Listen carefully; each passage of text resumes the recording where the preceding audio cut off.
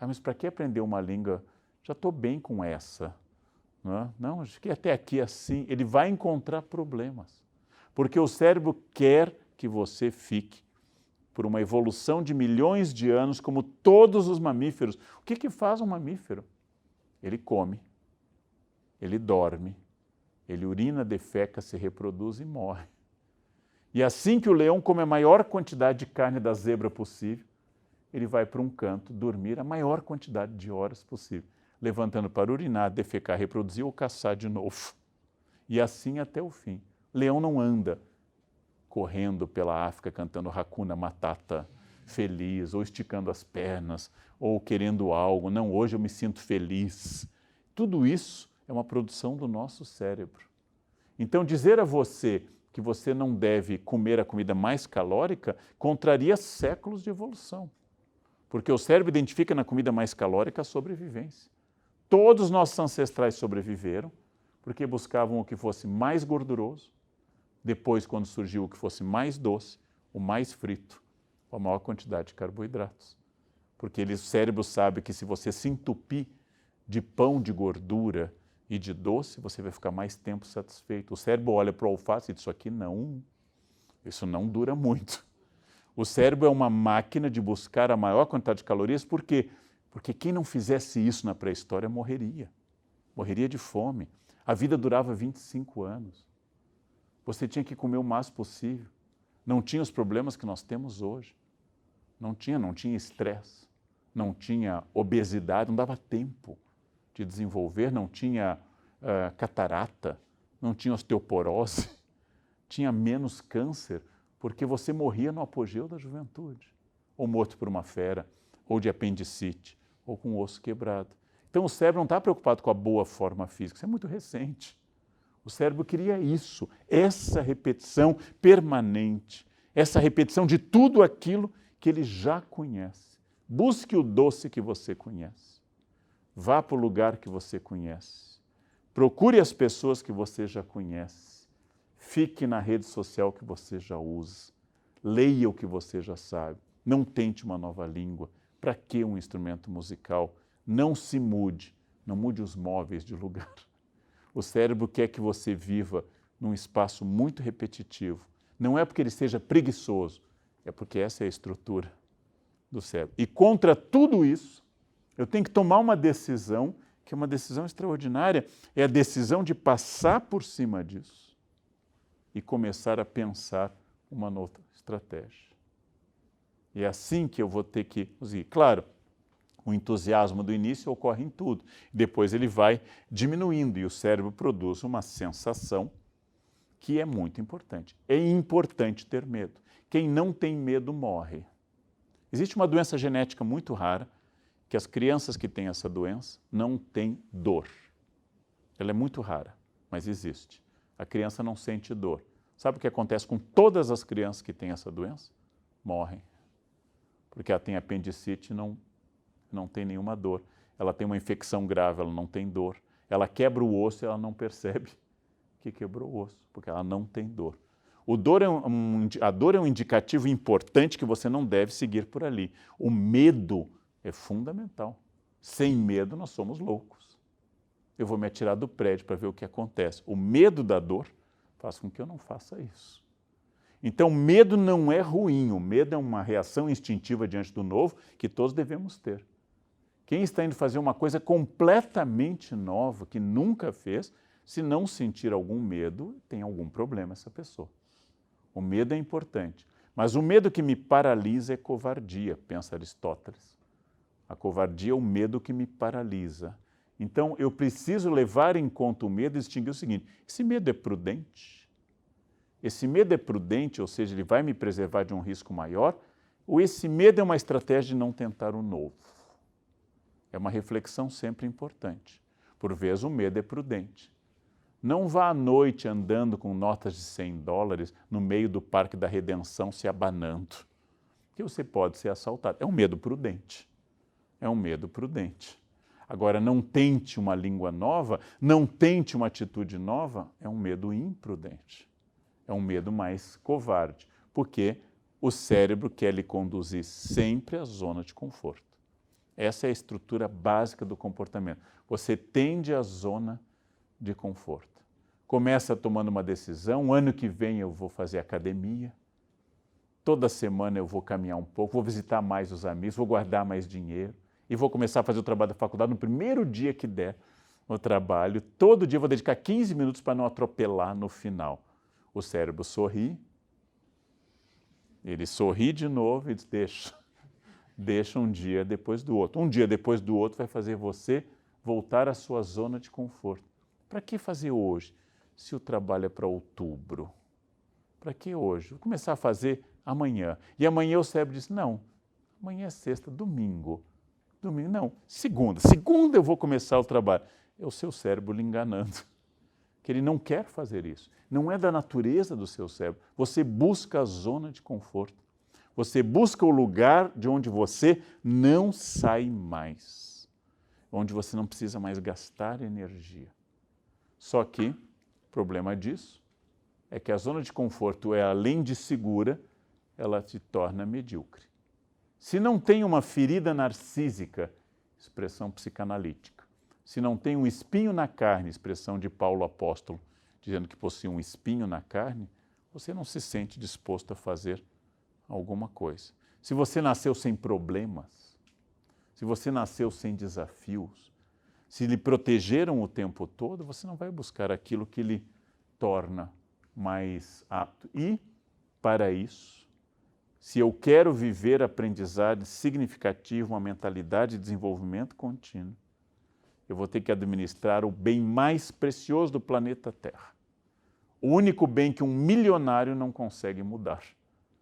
Que um morador de rua e o homem mais rico do mundo têm igual, que é o tempo. Por isso que tempo é a chave de qualquer gestão estratégica, de mudança e de aprendizado. Aproveitar o tempo. Transformar o tempo a seu favor. Fazer do tempo algo que produza a seu favor. Que é diferente de eu dizer para vocês trabalharem muito. Eu estou dizendo para vocês aproveitarem o tempo. Os romanos, através de Horácio, diziam carpe diem. Aproveitar o tempo não é trabalhar 16 horas por dia. Aproveitar o tempo é quando estiver trabalhando, trabalhe. E quando for dormir, durma. Quando for namorar, namore.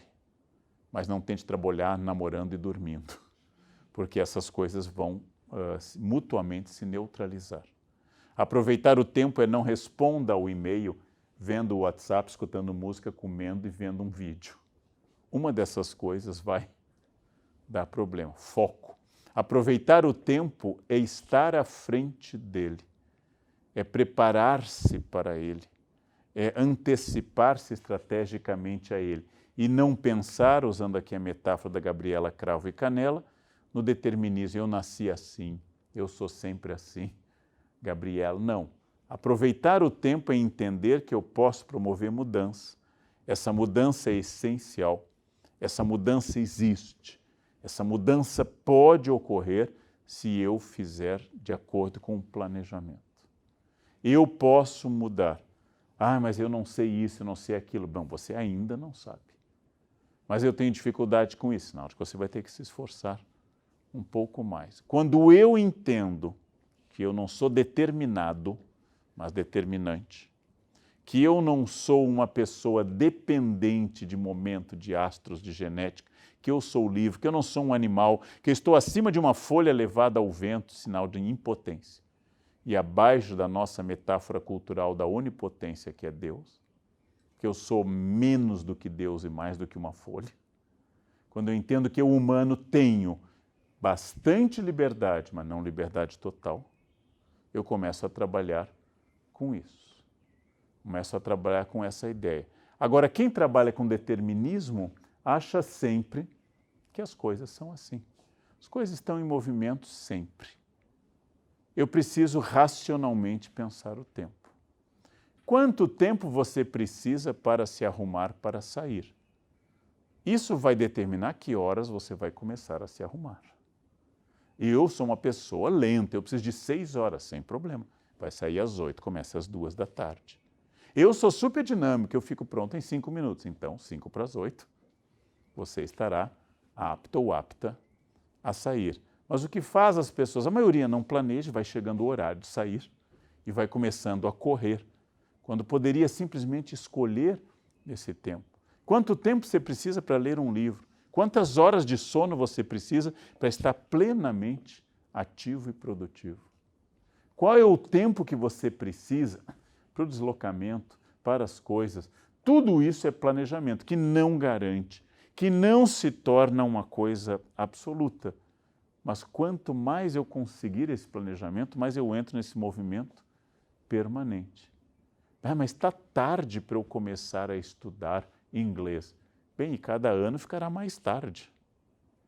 Então, se você não foi até agora, comece agora. Mas se eu aprender com 30 anos, eu terei sotaque. Mas você não está treinando para ser espião.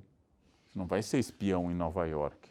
É só para aprender a ler, escrever, se comunicar. O sotaque é um charme nessa história. Não, mas eu nunca consegui de fato perder peso. Tentou de fato alguma vez por mais de uma semana? Ou fez uma dieta radical, 0 carboidrato, 0 gordura, 0 tudo. Uma semana, conseguiu 3 dias, depois tombou de fome em cima de um sorvete. Ou seja, você tentou uma reeducação alimentar permanente, que vai durar para sempre e vai redefinir para o modelo que você deseja. Aí eu tenho dificuldade em aprender inglês. Você de fato tentou por mais de 3 anos todos os dias? Porque se você tentou estudar diariamente por mais de 3 anos, talvez você tenha uma dificuldade. Mas o que aconteceu é que você entrou no curso, fez 15 dias e desistiu. Ou você entrou no curso e não fazia nada em casa, eram só 2 aulas ou uma por semana, depois de 6 meses não cresceu muito, você achou que o problema era o curso. Ou seja, você tentou de fato, você tentou de jeito. O Natal lá em casa é chato. E o que determina isso? São espíritos do mal que entram na casa na noite de Natal e provocam a chatice? Ou você não colaborou em nada para achar algo que seja alternativo, mais lúdico, mais interessante ou assim por diante? Eu não consigo guardar dinheiro, eu não consigo perder peso, eu não consigo aprender inglês, eu tenho dificuldade com as pessoas. Bem, isso pode ocorrer, mas o que você tem feito de concreto com isso, de movimento permanente? O que você aprende com o seu próprio erro? Erro é fundamental, é uma coisa muito importante, porque é um recado estratégico para saber se você deve ou não continuar naquele caminho. O erro é essencial. O erro é para você saber para que caminho você se orienta, para qual é a possibilidade desse caminho. Os erros são muito importantes. Eu aprendo errando e, ao errar, eu castigo o meu narciso e penso em uma nova estratégia. São erros que me tornam menos vaidoso, menos confiante em mim e mais confiante no aprendizado que eu posso fazer. Atitude infantil diante do medo, diante de um erro, é reclamar, reclamar sem cessar. Atitude madura é você, diante do erro, tentar transformá-lo. Ou seja, errei, fiz isso, não funcionou. De novo, voltemos à prancheta, voltemos ao planejamento. O que eu faço agora? O que eu posso fazer agora para que não ocorra desse jeito? Agora, o que faz o cérebro, mesmo em relação ao erro? O cérebro prefere repetir o erro para que você não tenha uma experiência nova. Porque o erro é também uma zona de conforto. Aí todo domingo eu vou à casa da minha sogra e é chato. Bom, todo domingo tem algo de aprendizado aí. Sempre, não é mais uma surpresa. Por que dessa insistência, então? Toda vez que a gente sai de férias de família dá o mesmo problema. E ninguém toma uma atitude? Vamos ficar fazendo isso até a segunda vinda de Jesus? É permanente esse processo? Ou tem algo a ser feito? Algo que você pode fazer? O que você pode fazer para isso? Tudo isso é aprender com o próprio erro e chegar a esse patamar fundamental que é o protagonismo.